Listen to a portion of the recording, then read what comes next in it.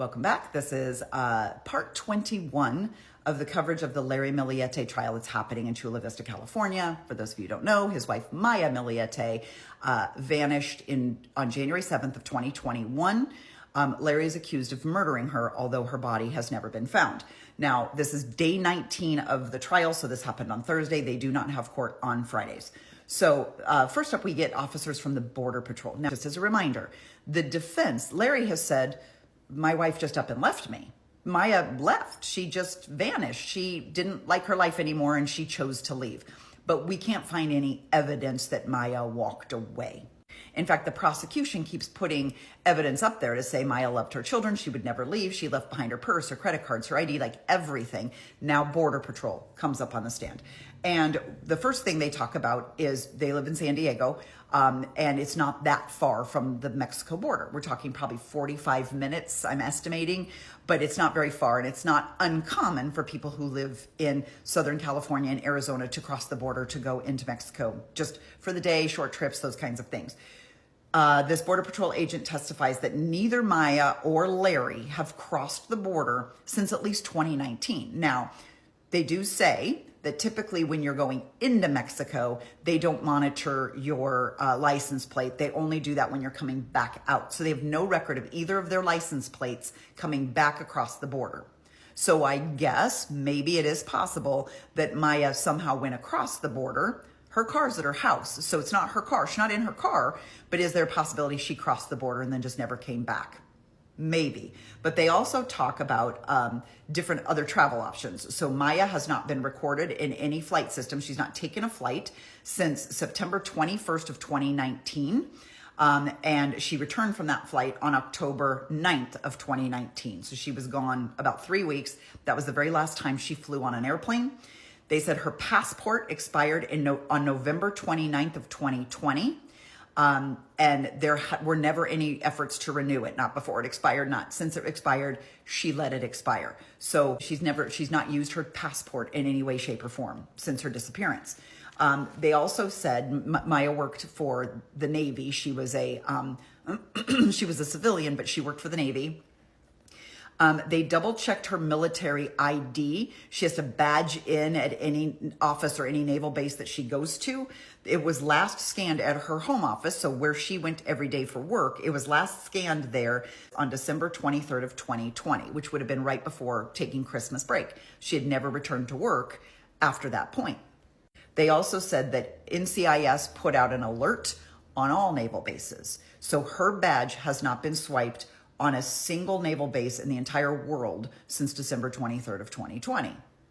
So again, we continue to diminish this argument that Maya just up and ran away. She just wanted a different life. The possibilities of that, just being able to go off grid that quickly with no ID, no phone, no passport, no flights, no car, no nothing is highly suspicious is what I would say. I don't think it's impossible, but it's pretty fucking tough. Now, then the children's tutor also took the stand. Her name is Carla Navarrete Ocampo, and she had tutored their daughter Millete from 2020 to 2021. Now, what she would typically do is she would go to their home 2 times per week for an hour to help Millete with math and Spanish. Now, this subsided a little bit during COVID. So during COVID, she stopped going physically to the home. I guess they would do online tutoring.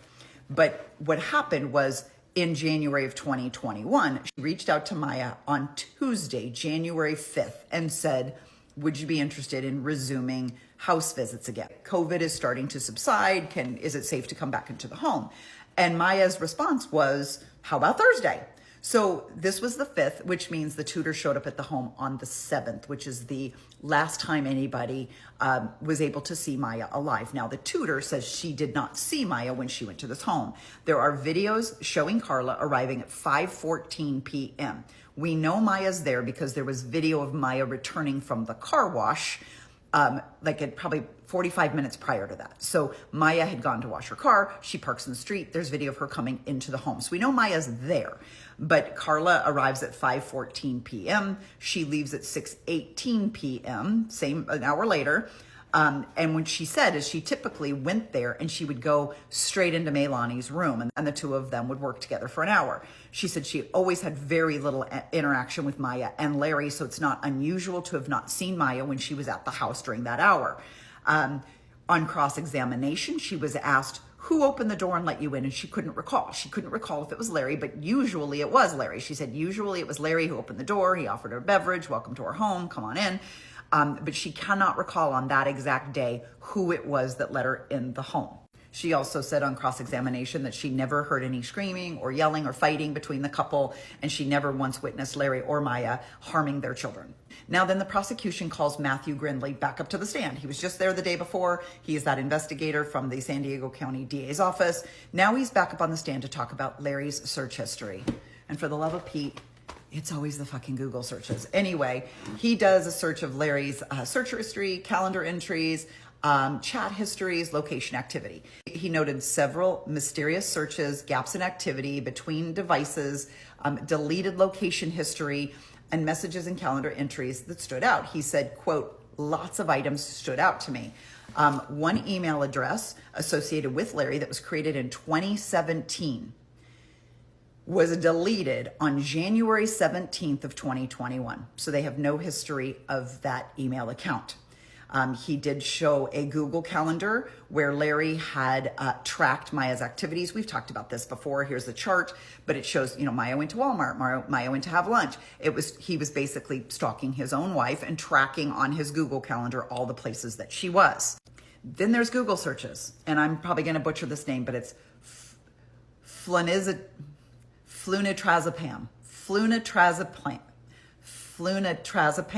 I'm putting up on the screen.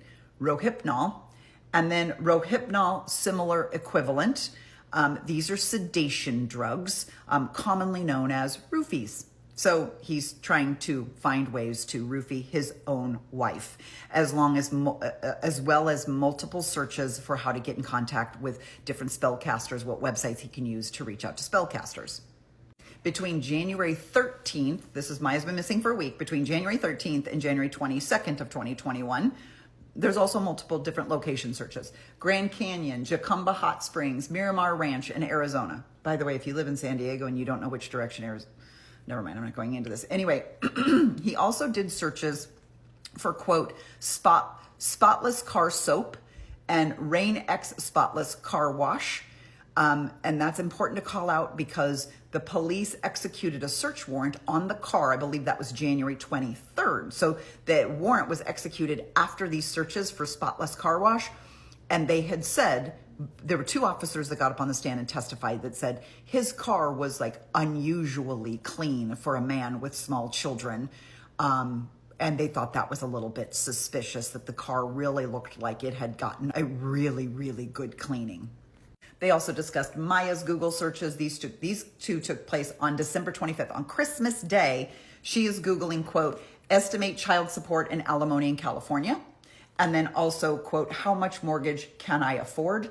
And then was also Googling several law offices. And then Grindley confirms that Maya's last ever Google search took place on January 7th of 2021 at 8:12 p.m. Court is back in session on Monday. They did say that this was not going to be 3 months. Originally, they estimated 3 months. The judge says, we're really working ahead of schedule. So it may be shorter than that, but I'll keep coming back with more.